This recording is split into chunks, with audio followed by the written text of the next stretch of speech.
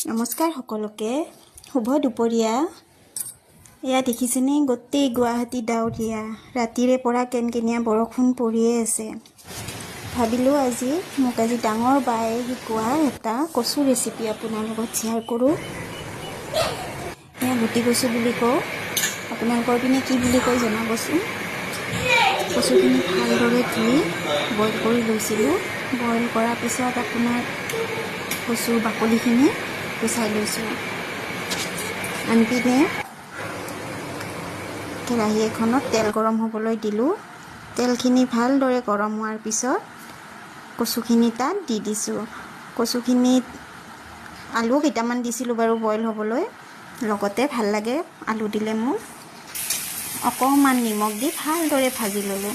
ভালদৰে ভাজি লোৱাৰ পিছত এখন বেলেগ বাচনত ওলাই ল'লোঁ।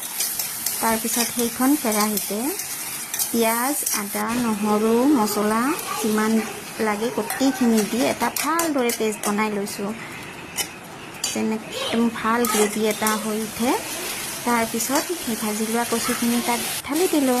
অকণমান পানী দি উতলিবলৈ দিলোঁ। তাত কেঁচা জ্বলা কেইটামান আৰু মেথি পাত দি দিলোঁ। দিয়াৰ পিছত এয়া খাবলৈ যে কিমান টেষ্টি, বহুত ভাল লাগে, আমাৰ সকলোৰে প্ৰিয়।